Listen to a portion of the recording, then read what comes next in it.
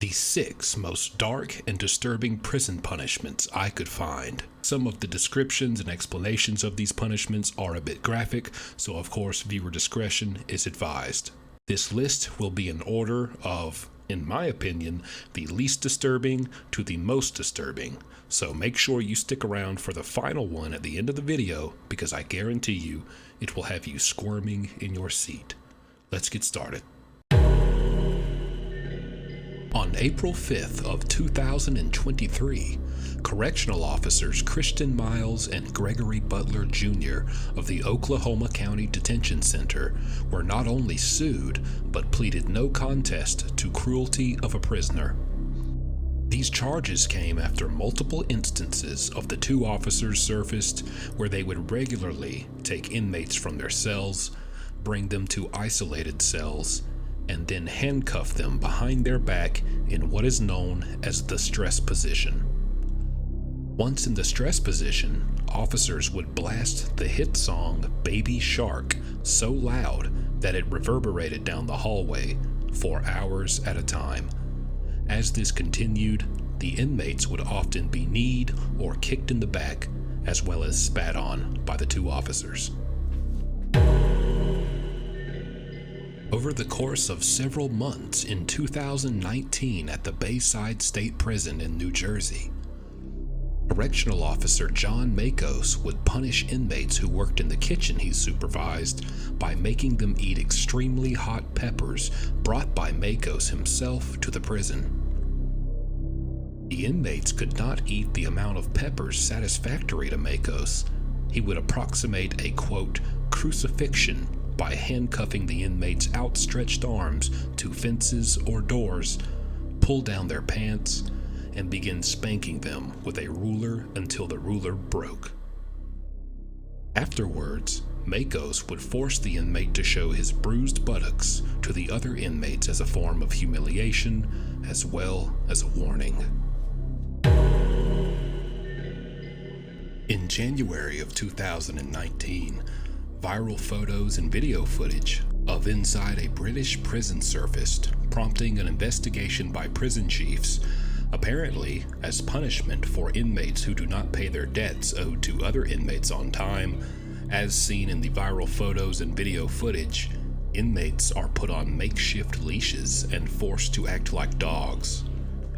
Inmates holding the leashes force two inmates to fight like dogs, goading them on, shouting out commands like sit and down boy. Also reminding them they are not allowed to use their hands to fight and must remain on all fours and are only allowed to bite each other and must bark and growl while doing so. The winner of the dogfight ultimately has their debt forgiven. Although this occurred in a British prison, leashes are still used in American prisons more often than you may think, such as this instance from inside a Georgia prison where a viral photo surfaced showing an inmate who appears to have been beaten and now put onto a leash and would later be walked around the cell block by the other inmates depicted in the photo. However, inmates themselves are not the only ones putting inmates on leashes. In August of 2013, an investigation was launched into an Alaska state prison after numerous reports of shocking punishments being carried out by the prison staff of Maximum Security Spring Creek Correctional Center in the city of Seward surfaced.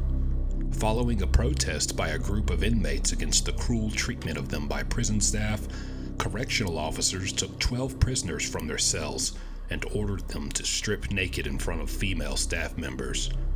The inmates were then handcuffed and placed on dog leashes before they were finally walked, nude, on all fours, while male and female staff members laughed at and ridiculed them.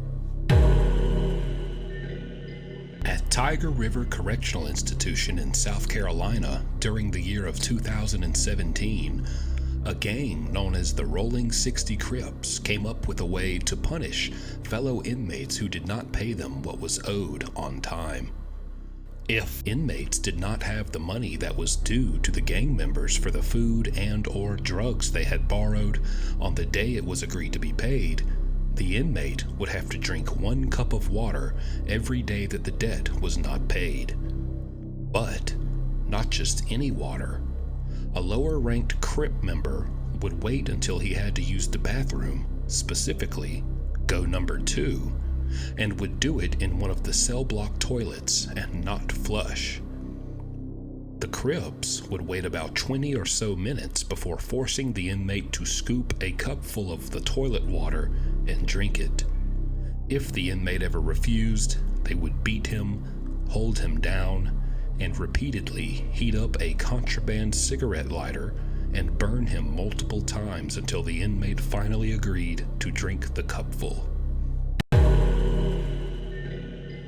On June 23, 2012, at the Dade Correctional Institution in Florida, prison guards locked 50-year-old Darren Rainey inside of a shower, set the water temperature to scalding hot, and turned it on.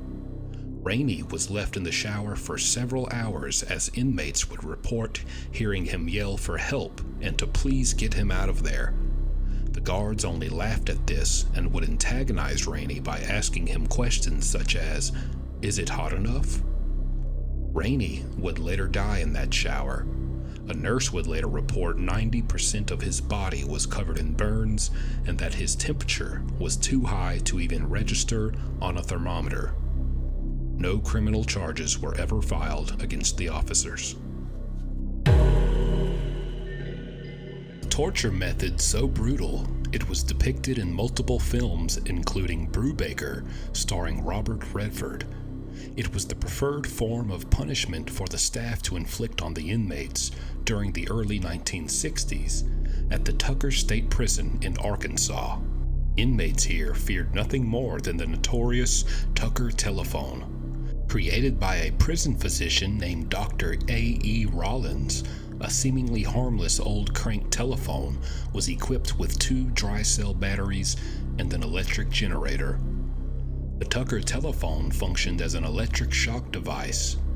Inmates would be strapped down to a table where one wire of the phone would be put around their big toe, and the second wire, the hot wire, would be fastened around their genitals. Staff would then turn the crank on the telephone, delivering horribly painful electric shocks to the inmates' genitals. He even had a name for when sessions were extended for several hours, stopping the shocks each time just as the inmate was about to pass out. It was known as a long-distance call. In addition to the Tucker telephone, inmates who were sentenced to death were strapped into an electric chair, reportedly used 104 times and nicknamed Old Sparky. Before executing the inmates, staff would shove needles under the fingernails of the victim. That's it for the video. Hope you enjoyed. Please like and subscribe if you haven't already, because I will be back soon with another video.